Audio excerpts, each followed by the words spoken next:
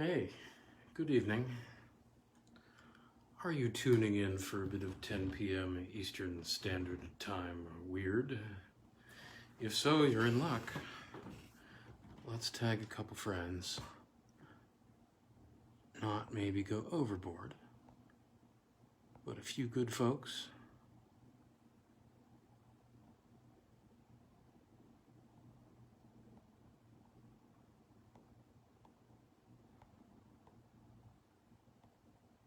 And more to come.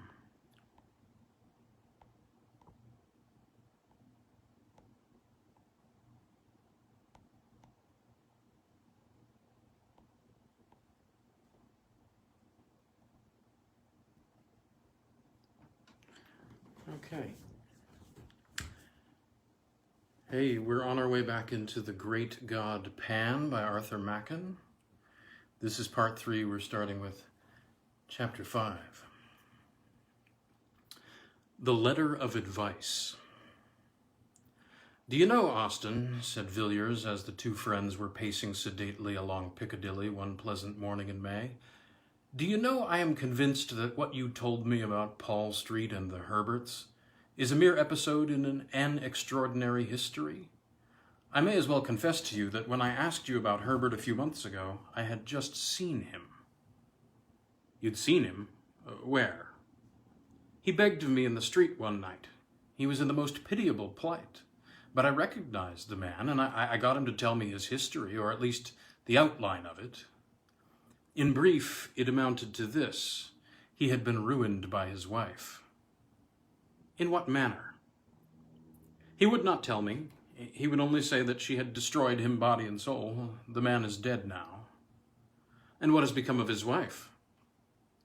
"Ah, that's what I should like to know. And I mean to find her sooner or later. I know a man named Clark, a dry fellow, and in fact a man of business, but shrewd enough. You understand my meaning, not shrewd in the mere business sense of the word, but a man who really knows something about men and life. Well, I laid the case before him, and he was evidently impressed.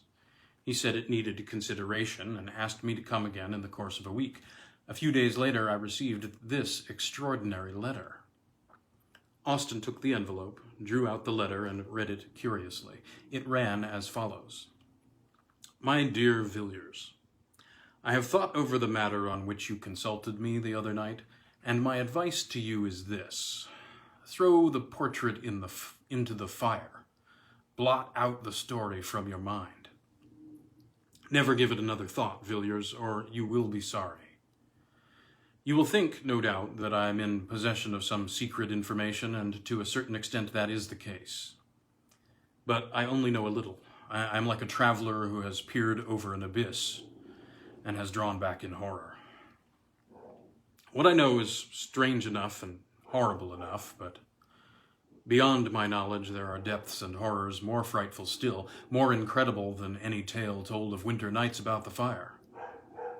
I have resolved, and nothing shall shake that resolve, to explore no whit farther, and if you value your happiness, you will make the same determination. Come and see me by all means, but we will talk on more cheerful topics than this." Austin folded the letter mechanically and returned it to Villiers. "It is certainly an extraordinary letter," he said. "What does he mean by the portrait?" "Ah, I forgot to tell you, I have been to Paul Street and have made a discovery." Villiers told his story as he had told it to Clark, and Austin listened in silence. He seemed puzzled. "How very curious that you should experience such an unpleasant sensation in that room," he said at length. "I hardly gather that it was a mere matter of the imagination. A feeling of repulsion, in short." "No, it was more physical than mental. It was as if I were inhaling at every breath some deadly fume, which seemed to penetrate to every nerve and bone and sinew of my body. I felt racked from head to foot. My eyes began to grow dim. It was like the entrance of death." Yes, very strange, certainly. You see, your friend confesses that there is some very black story connected with this woman. Did you notice any particular emotion in him when you were telling your tale?" "Yes, I did. He became very faint, but he assured me that it was a mere passing attack to which he was subject. Did you believe him? I did at the time, but I don't now. He heard what I had to say with a good deal of indifference, till I showed him the portrait. It was then that he was seized with the attack of which I spoke. He looked ghastly, I assure you. Then he must have seen the woman before. But there might be another explanation. It might have been the name, not the face, which was familiar to him. What do you think? I couldn't say. To the best of my belief, it was after turning the portrait in his hands that he nearly dropped from the chair. The name, you know, was written on the back. Quite so. After all, it is impossible to come to any resolution in a case like this. I hate melodrama, and nothing strikes me as more commonplace and tedious than the ordinary ghost story of commerce. But really, Villiers, it looks as if there were something very queer at the bottom of all this. The two men had, without noticing it, turned up Ashley Street, leading northward from Piccadilly. It was a long street, and rather a gloomy one, but here and there a brighter taste had illuminated the dark houses with flowers and gay curtains and a cheerful paint on the doors. Villiers glanced up at Austin, stopped speaking, and looked at one of these houses. Geraniums, red and white, drooped from every sill, and daffodil-colored curtains were draped back from each window. "It looks cheerful, doesn't it?" he said. "Yes, and the inside is still more cheery. One of the pleasantest houses of the season, so I have heard. I haven't been there myself, but I've met several men who have, and they tell me it's uncommonly jovial."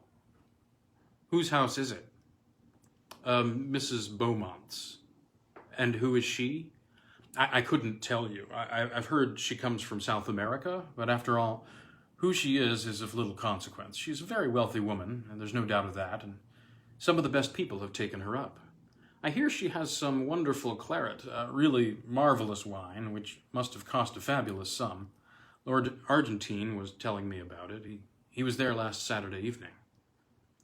He assures me he has never tasted such a wine, and Argentine, as you know, is an expert.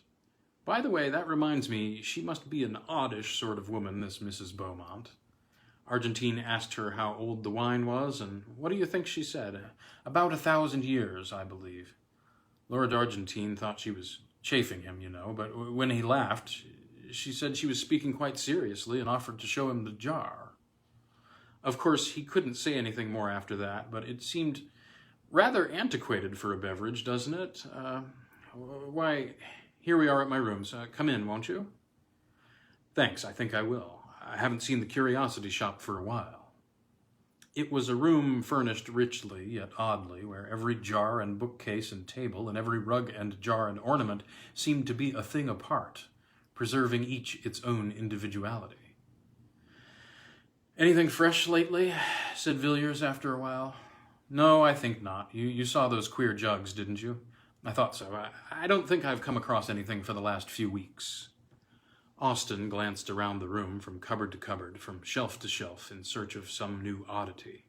His eyes fell at last on an old chest, pleasantly and quaintly carved, which stood in a dark corner of the room.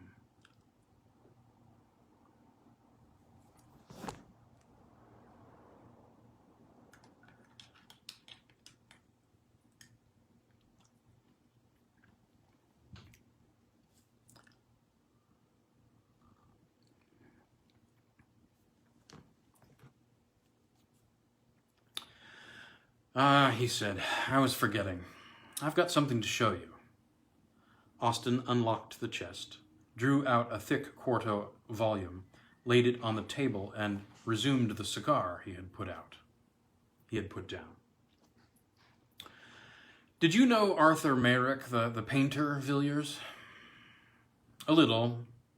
I met him 2 or 3 times at the house of a friend of mine. What has become of him? I haven't heard his name mentioned for some time." "He's dead." "You don't say so. Quite young, wasn't he?" "Yes, only 30 when he died." "What did he die of?" "I don't know. He was an intimate friend of mine and a thoroughly good fellow. He used to come here and talk to me for hours. And he was one of the best talkers I have met.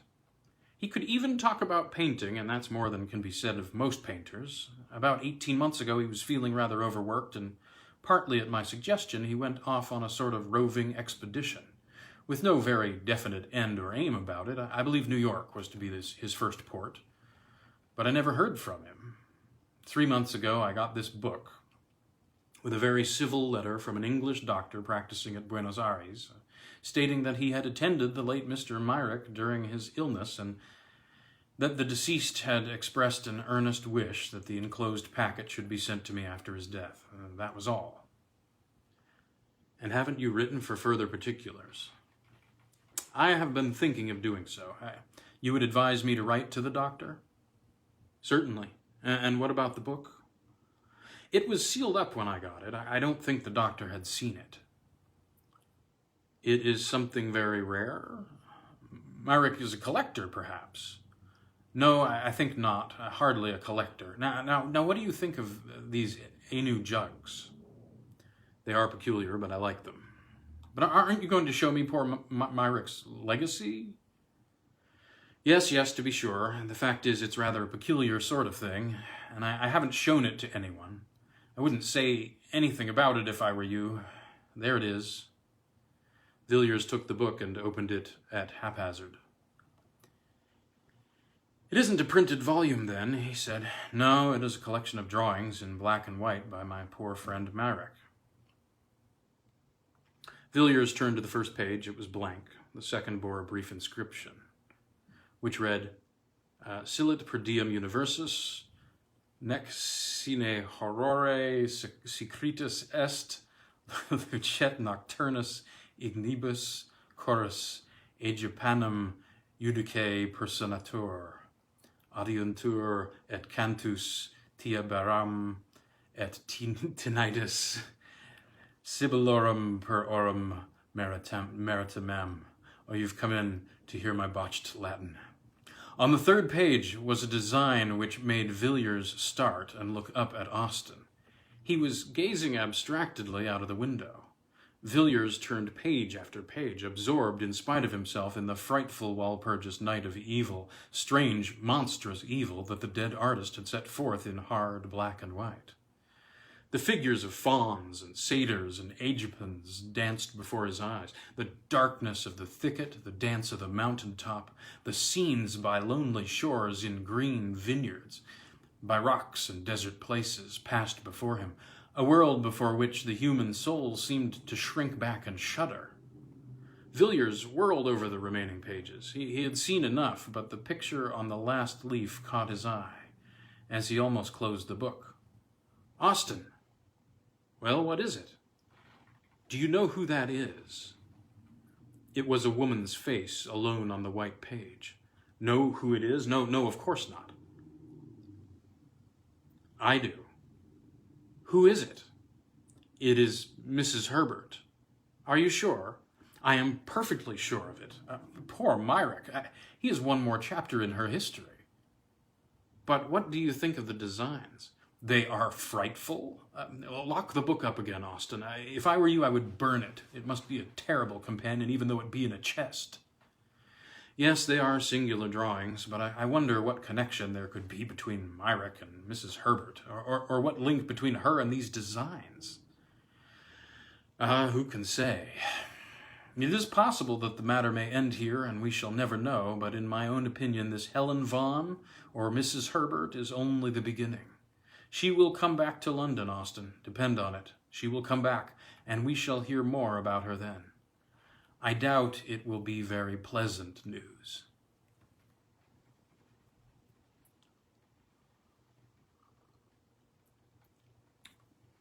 Six. Suicides. Lord Argentine was a great favorite in London society. At 20, he had been a poor man, decked with the surname of an illustrious family, but forced to earn a livelihood as best he could. And the most speculative of moneylenders would not have entrusted him with £50 on the chance of his ever changing his name for a title, and his poverty for a great fortune. His father had been near enough to the fountain of good things to secure one of the family livings, but the son, even if he had taken orders, would scarcely have obtained so much as this, and moreover felt no vocation for the ecclesiastical estate. Thus he fronted the world with no better armor than the bachelor's gown and the wits of a younger son's grandson. with which equipment he contrived in some way to make a very tolerable fight of it. At 25, Mr. Charles Aubernon saw himself still a man of struggles and of warfare with the world. But out of the 7 who stood before him, and the high places of his family, 3 only remained. These 3, however, were good lives, but yet not proof against the Zulu asagus and typhoid fever, and so one morning Aubernon woke up and found himself Lord Argentine, a man of 30 who had faced the difficulties of existence and had conquered. The situation amused him immensely, and he resolved that riches should be as pleasant to him as poverty had always been. Argentine, after some little consideration, came to the conclusion that dining, regarded as a fine art, was perhaps the most amusing pursuit open to fallen humanity. And thus his dinners became famous in London, and an invitation to his table a thing covetously desired. After 10 years of lordship and dinners, Argentine still declined to be jaded, still persisted in enjoying life, and by a kind of infection had become recognized as the cause of joy in others. In short, as the best of company. His sudden and tragical death therefore caused a wide and deep sensation. People could scarcely believe it, even though the newspaper was before their eyes, and the cry of mysterious death of a nobleman came ringing up from the street. But there stood the brief paragraph. Lord Argentine was found dead this morning by his valet under distressing circumstances. It is stated that there can be no doubt that his lordship committed suicide, though no motive can be assigned to the act. The deceased nobleman was widely known in society and much liked for his genial manner and sumptuous hospitality. He is succeeded by, etc., etc. By slow degrees, the details came to light, but the case still remained a mystery. The chief witness at the inquest was the deceased's valet, who said that the night before his death, Lord Argentine had dined with a lady of good position, whose name was suppressed in the newspaper reports. At about 11 o'clock, Lord Argentine had returned and informed his man that he should not require his services till the next morning. A little later, the valet had occasion to cross the hall and was somewhat astonished to see his master quietly letting himself out at the front door. He had taken off his evening clothes and was dressed in a Norfolk coat and knickerbockers, and wore a low brown hat. The valet had no reason to suppose that Lord Argentine had seen him, and though his master rarely kept late hours, thought little of the occurrence till the next morning. When he knocked at the bedroom door at 8:45 as usual, he received no answer, and after knocking 2 or 3 times, entered the room and saw Lord Argentine's body, leaning forward at an angle from the bottom of the bed. He found that his master had tied a cord securely to one of the short bedposts, and after making a running noose and slipping it around his neck, the unfortunate man must have resolutely fallen forward to die by slow strangulation. He was dressed in the light suit in which the valet had seen him go out, and the doctor who was summoned pronounced that life had been extinct for more than 4 hours. All papers, letters, and so forth seemed in perfect order, and nothing was discovered which pointed in the most remote way to any scandal, either great or small. Here the evidence ended. Nothing more could be discovered. Several persons had been present at the dinner party at which Lord Augustine had assisted, and to all these he seemed in his usual genial spirits. The valet indeed said he thought his master appeared a little excited when he came home, but confessed that the alteration in his manner was very slight, hardly noticeable indeed. It seemed hopeless to seek for any clue, and the suggestion that Lord Argentine had been suddenly attacked by acute suicidal mania was generally accepted. It was otherwise, however, when, within 3 weeks, 3 more gentlemen, one of them a nobleman and the 2 others men of good position and ample means, perished miserably in the almost precisely the same manner. Lord Swanley was found one morning in his dressing-room, hanging from a peg affixed to the wall, and Mr. Collier's steward and Mr. Harry's had chosen to die as Lord Argentine. There was no explanation in either case. A few bald facts, a living man in the evening and a body with a black swollen face in the morning. The police had been forced to confess themselves powerless to arrest or to explain the sordid murders of Whitechapel. But before the horrible suicides of Piccadilly and Mayfair, they were dumbfounded, for not even the mere ferocity which did duty as an explanation of the crimes of the East End could be of service in the West. Each of these men who had resolved to die a tortured, shameful death was rich, prosperous, and to all appearances in love with the world, and not the acutest research should ferret out any shadow of a lurking motive in either case. There was a horror in the air, and men looked at one another's faces when they met, each wondering whether the other was to be the victim of the fifth nameless tragedy.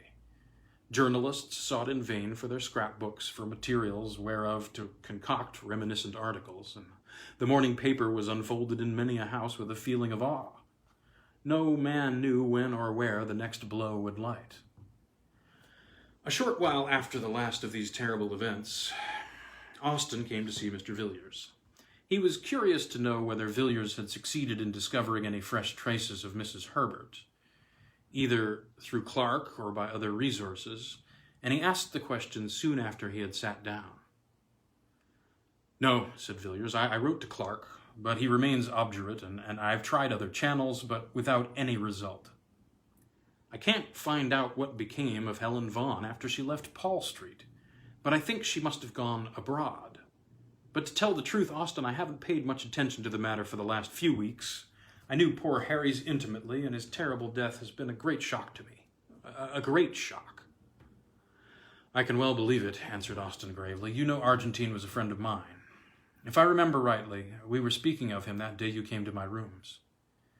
"Yes, it was in connection with that house in Ashley Street, Mrs. Beaumont's house. You said something about Argentines dining there?" "Quite so. Of course, you know it was there Argentine dined the night before his death." "No, I'd not heard that. Oh, yes, the name was kept out of the papers to spare Mrs. Beaumont. Argentine was a great favorite of hers, and it is said she was in a terrible state for some time after." A curious look came over Villiers' face. He seemed undecided whether to speak or not. Austin began again. "I never experienced such a feeling of horror as when I read the account of Argentine's death. I didn't understand it at the time, and I don't now. I knew him well, and it completely passes my understanding for what possible cause he, or any of the other for the matter of that, could have resolved in cold blood to die in such an awful manner. You know how men babble away each other's characters in London. You may be sure any buried scandal or hidden skeleton would have been brought to light in such a case as this. But nothing of the sort has taken place. As for the theory of mania, that is very well, of course, for the coroner's jury, but everybody knows that it's all nonsense. Suicidal mania is not smallpox." Austin relapsed into gloomy silence. Villiers sat silent also, watching his friend. The expression of indecision still fleeted across his face. He seemed as if weighing his thoughts in the balance, and the considerations he was resolving left him still silent. Austin tried to shake off the remembrance of tragedies as hopeless and perplexed as the labyrinth of Daedalus, and began to talk in an indifferent voice of the more pleasant incidents and adventures of the season. "That Mrs. Beaumont," he said, "of whom we were speaking, is a great success. She's taken London almost by storm. I met her the other night at Fulham's. She's really a remarkable woman." "You have met Mrs. Beaumont?" "Yes, she had quite a court around her. She would be called very handsome, I suppose, and yet there is something about her face which I didn't like. The features are exquisite, but the expression is strange, and all the time I was looking at her, and afterwards when I was going home, I had a curious feeling that very expression was in some way or another familiar to me." "You must have seen her in the Row." "No, I'm sure I never set eyes on the woman before. It is that which makes it puzzling, and to the best of my belief, I have never seen anyone like her. What I felt was a kind of dim, far-off memory, vague but persistent. The only sensation I can compare it to is that odd feeling one sometimes has in a dream when fantastic cities and wondrous lands and phantom personages appear familiar and accustomed." Villiers nodded and glanced aimlessly around the room, possibly in search of something on which to turn the conversation. His eyes fell on an old chest, somewhat like that in which the artist's strange legacy lay hid beneath the Gothic scutcheon. "Have you written to the doctor about poor Merrick?" he asked. "Yes, I wrote asking for full particulars as to his illness and death. I don't expect to have an answer for another 3 weeks or a month. I thought I might as well inquire whether Merrick knew an Englishwoman named Herbert. and if so, whether the doctor could give me any information about her. But it's very possible that Merrick fell in with her at New York or Mexico or San Francisco. I have no idea as to the extent or direction of his travels. Yes, and it's very possible that the woman may have more than one name. Exactly. I wish I'd thought of asking you to lend me the portrait of her which you possess. I might have enclosed it in my letter to Dr. Matthews.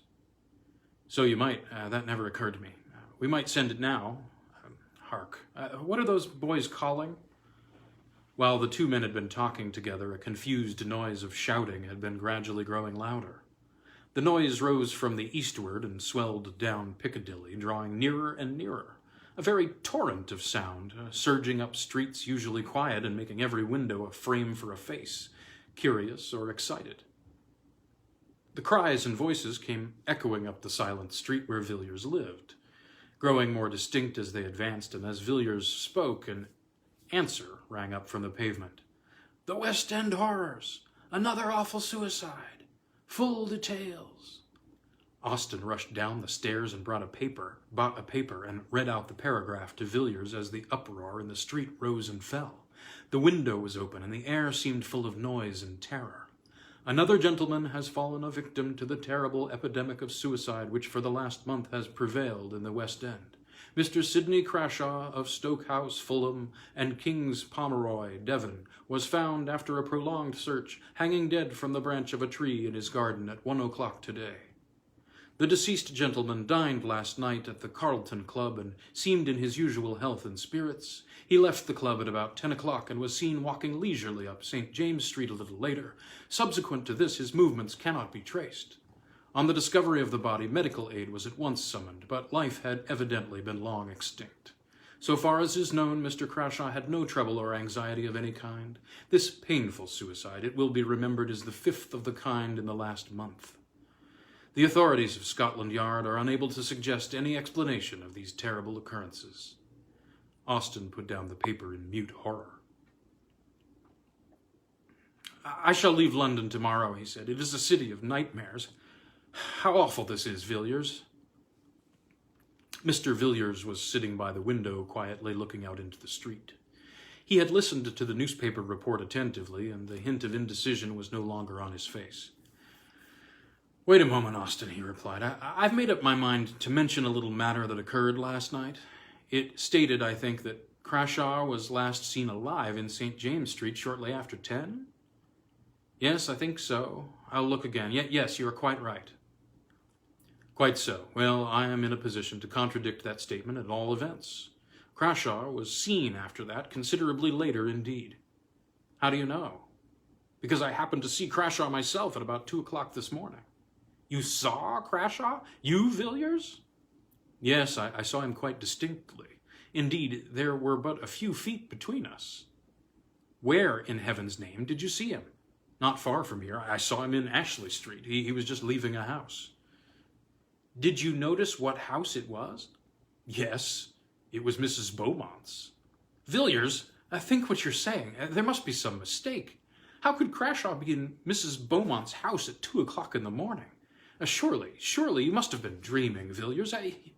You were always rather fanciful. No, I was wide awake enough. Even if I'd been dreaming, as you say, what I saw would have roused me effectually. What you saw? What did you see? Was there anything strange about Crashaw? But I can't believe it. It is impossible. Well, if you like, I will tell you what I saw, or if you please, what I think I saw, and you can judge for yourself. Very good, Villiers.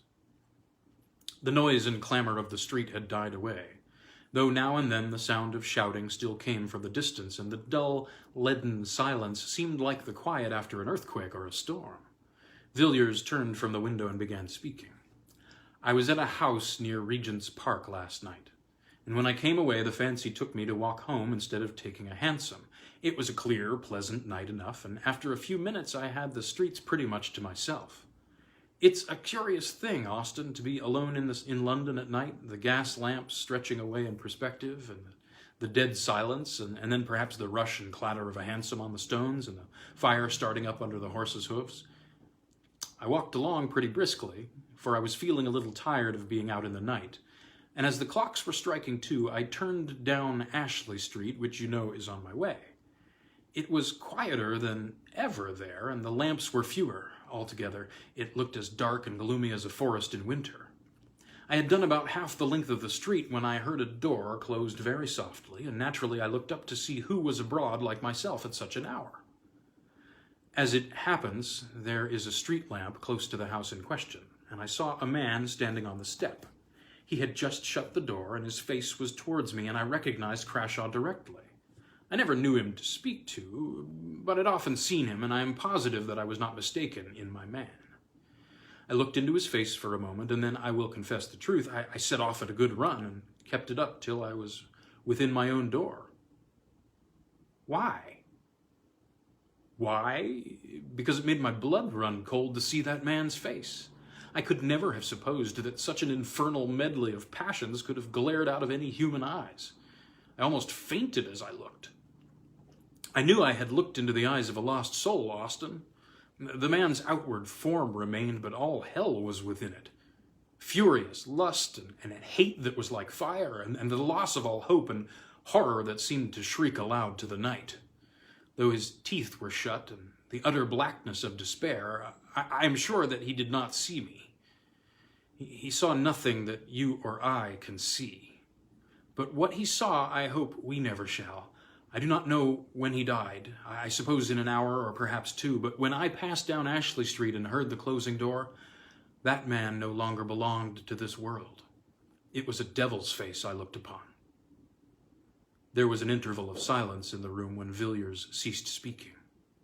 The light was falling, and all the tumult of an hour ago was quite hushed. Austin had bent his head at the close of the story, and his hand covered his eyes. "What can it mean?" he said at length. "Who knows, Austin, who knows? It's a black business, but I think we'd better keep it to ourselves, for the present at any rate. I will see if I cannot learn anything about that house through private channels of information, and if I do light upon anything, I will let you know." All right, our conclusion of Arthur Machen's The Great God Pan tomorrow night, 10 p.m., beginning with Chapter 7, The Encounter in Soho. 2 more chapters remain. Thanks for coming around. Think I'll be able to do a solid stretch this week of Weird at 10 p.m. Eastern Standard Time and Victorian Fae in the morning. Going to branch out from MacDonald into some other stuff that I have that I enjoy. And some unexplored country as well. Be well, be weird. See you soon.